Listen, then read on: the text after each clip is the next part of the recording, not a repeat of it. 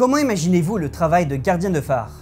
Peut-être le travail idéal pour une personne introvertie, où on est seul sur un rocher au milieu de la mer à regarder les vagues se déchaîner et à faire en sorte de garder la lumière allumée. Mais la solitude totale a aussi ses inconvénients. Personne ne saurait si quelque chose vous arrivait. Et c'est exactement ce qu'il s'est passé avec les gardiens du phare d'Isle Moore, 3 disparitions très étranges. Installez-vous confortablement car vous allez plonger avec moi dans une affaire qui a fait beaucoup parler, tant par les disparitions que par les découvertes mystérieuses qu'ont fait les secours en arrivant sur le rocher. Bonjour à tous, vous êtes bien sur la chaîne Exploria et c'est parti pour un tout nouvel épisode d'Enigma.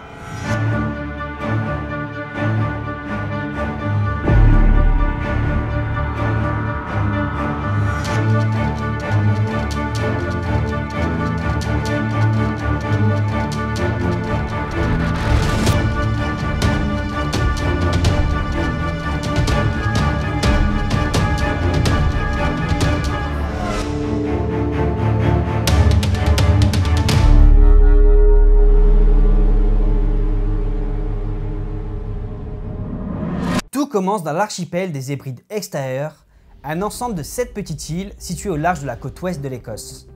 La mer autour de la zone est dangereuse et beaucoup de bateaux s'échouent sur les îles. Pour résoudre ce problème, la Northern Lighthouse Board décide de construire un phare sur l'île Isle Moore en 1895. La construction du phare des îles Flannan est difficile car tout le matériel doit être acheminé en haut des falaises de 45 mètres de haut à partir des navires flottants dans les eaux agitées. Il a donc fallu patienter 4 ans pour voir les premières lumières de l'édifice. On considère cette région comme impropre à la vie humaine car elle est complètement exposée aux bourrasques du nord, elle est tout bonnement inhabitable. De plus, l'île n'est pas seulement crainte pour sa géographie, mais aussi pour ses étranges légendes d'habitants surnaturels. Autrefois, les bergers amenaient leurs moutons brouter les riches pâturages qui recouvraient les terres d'une de ces îles, mais aucun d'eux n'aurait accepté d'y passer la nuit, redoutant la réputation hantée et maudite de ces îlots.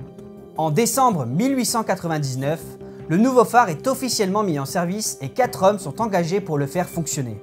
3 des gardiens habitent en permanence sur l'île, mais toutes les 6 semaines, l'un d'eux part pour 15 jours de repos et un autre vient les remplacer.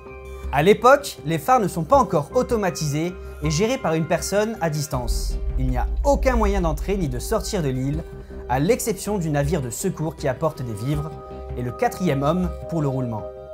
Les 4 hommes qui forment l'équipe en charge du phare d'Isle Moore sont Joseph Moore, Thomas Marshall, James Decat et Donald MacArthur. Durant toute une année, tout semble bien se passer, la lumière empêche les bateaux de s'écraser contre les roches des Hébrides. Mais le 15 décembre 1900, tout va basculer. Le capitaine Holman revient de Philadelphie avec son navire pour se rendre dans la ville portuaire de Lace en Écosse, mais il remarque l'absence de lumière aux abords des îles Flannan. Une fois arrivé à Lace, il envoie certains de ses hommes prévenir les autorités que personne n'avait encore alerté. Robert Mackenzie était payé pour 8 livres sterling par an pour surveiller le phare avec un télescope, mais depuis 5 jours, la brume était si épaisse qu'il ne voyait plus rien.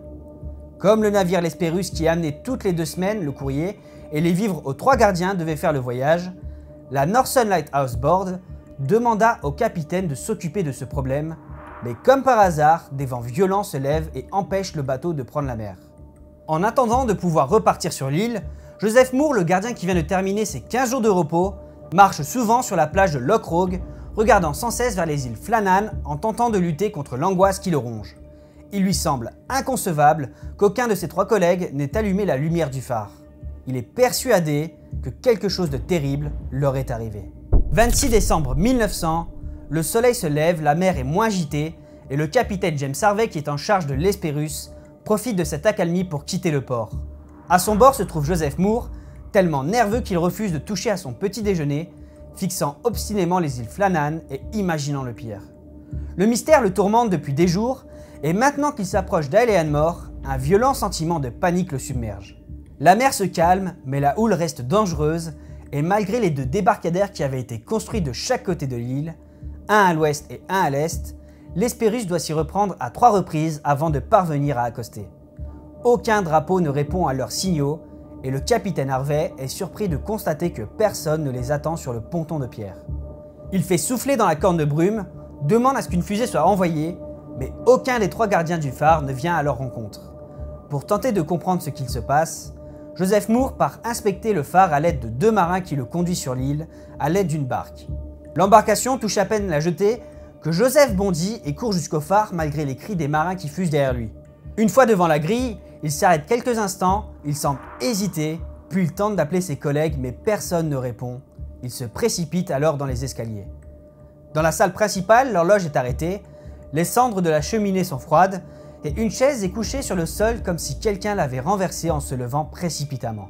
Dans la cuisine, un repas à moitié consommé trône encore sur la table et dans un coin de la pièce, un canari famélique enfermé dans une cage semble l'interroger du regard.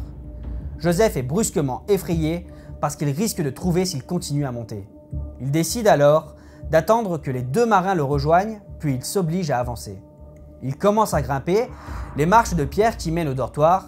Il craint de découvrir les cadavres des gardiens couchés dans leur lit, mais contrairement à ce qu'il imagine, la pièce est totalement vide et parfaitement en ordre. Sur une petite table se trouve le journal de bord que remplissait régulièrement James Ducat, le gardien en chef, et la dernière entrée date du 15 décembre à 21 h, le soir où le phare s'était arrêté.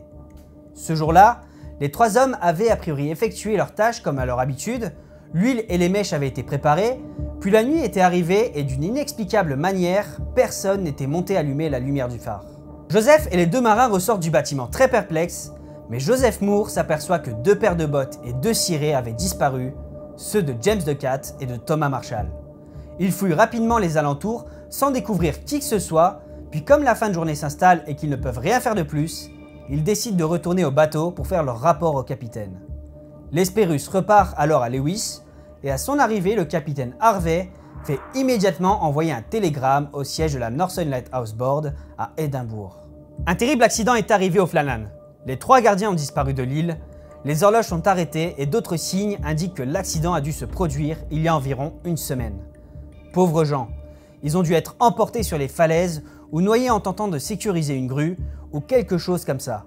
J'ai tiré une fusée, mais comme aucune réponse n'a été faite, j'ai réussi à faire descendre Moore qui est allé jusqu'au phare et n'a trouvé aucun gardien. La nuit elle est tombée, nous ne pouvons rien changer à leur sort. J'ai laissé Moore, MacDonald, Buell-Heister et 2 marins sur l'île pour garder la lumière allumée jusqu'à ce que vous preniez d'autres dispositions. 2 jours plus tard, Robert Mured, le surintendant de la compagnie qui connaît les 3 gardiens pour les avoir personnellement recrutés, débarque à Isle and More afin d'enquêter sur leur disparition. Le surintendant commence par faire le tour de l'île et constate que des vents violents avaient ravagé le débarcadère ouest. Il en déduit que 2 des gardiens, ceux qui avaient pris leur ciré, étaient probablement allés vérifier l'état de la jetée et qu'ils inspectaient les dommages quand brusquement, une vague les avait emportés. Cette explication qui lui semble des plus pertinentes est celle qu'il soumet à la Northern Lighthouse Board quand il écrit son rapport.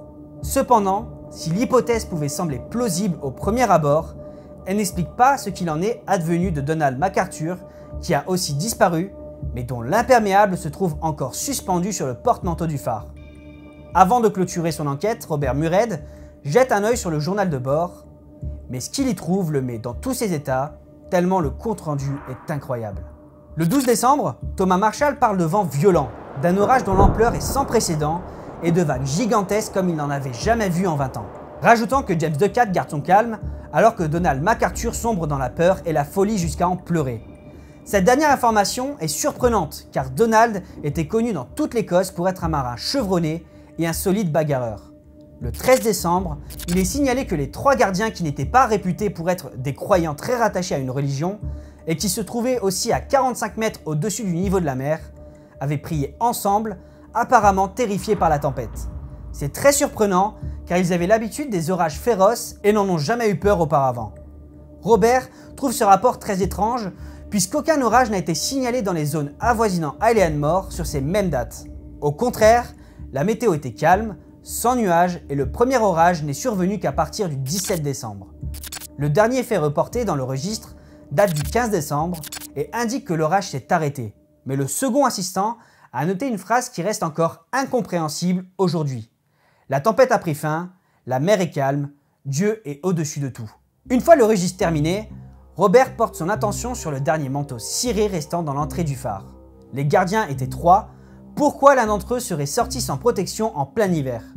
Par ailleurs, pourquoi les gardiens ont-ils quitté le phare alors que le règlement intérieur l'interdit formellement? Des recherches sont alors organisées pour tenter de retrouver les corps des 3 hommes, mais toujours rien. De nombreuses rumeurs commencent alors à courir que les gardiens étaient devenus fous, qu'ils avaient sauté de la falaise et qu'ils s'étaient noyés, ou alors que l'un d'entre eux avait tué les deux autres et que, pris de remords, ils s'étaient suicidés, ou alors même qu'un serpent de mer les avait dévorés, ou même qu'une malédiction les avait terrassés. Mais il existait une autre explication qui avait la faveur des habitants de la région. Selon une légende, Alianmore était autrefois un avant-poste viking et un bateau fantôme hantait les abords de l'île. Peu de temps après la disparition des trois gardiens, les hommes du Fairwind, un navire qui avait été envoyé sur place pour effectuer des recherches, ont affirmé qu'une mystérieuse embarcation leur est apparue, dont l'équipage était composé de guerriers au visage blanchâtre de la couleur de l'os. À son bord, 3 hommes étaient en train de ramer, dont 2 portaient des cirés. Au cours des années suivantes, les gardiens du phare d'Alianmore ont rapporté avoir entendu de mystérieuses voix dans le vent qui semblaient appeler les disparus par leur nom. Le phare est automatisé depuis les débuts des années 70, plus personne n'habite l'île, mais la disparition des 3 gardiens d'Alianmore reste toujours un mystère.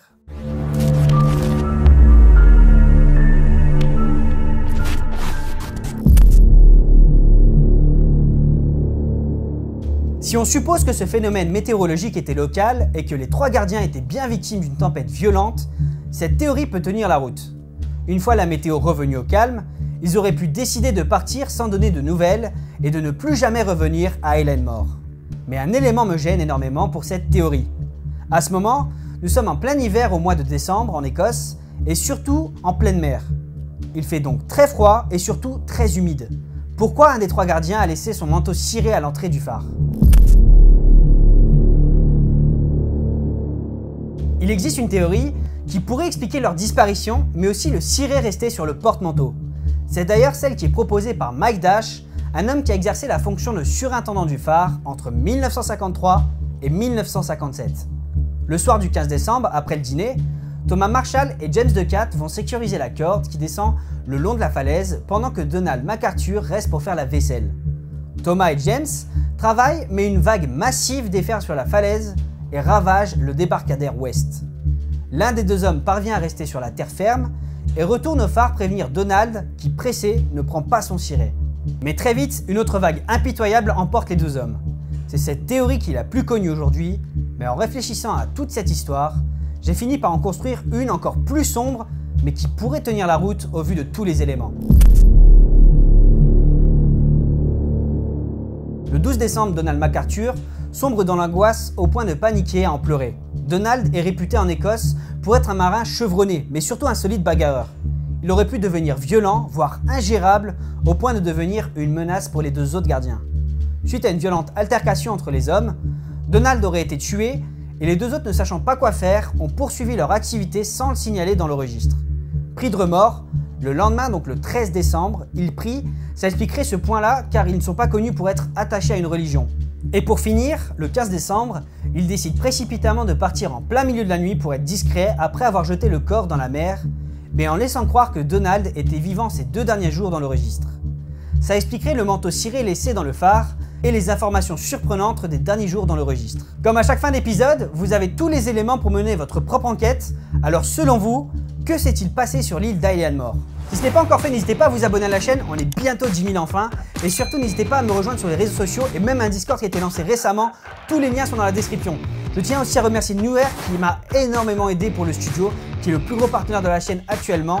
En tout cas, c'est les lumières que j'utilise actuellement. Tous les liens du matériel de mon setup est aussi en description. Avant de terminer la vidéo, je vous laisse aussi avec 2 épisodes d'Enigma qui sont très étranges. Si vous ne les avez pas encore vus, clairement, vous pouvez aller les voir. Vous allez adorer ces histoires qui sont très sombres et très étranges. Et je vous dis à la prochaine pour un autre épisode d'Enigma.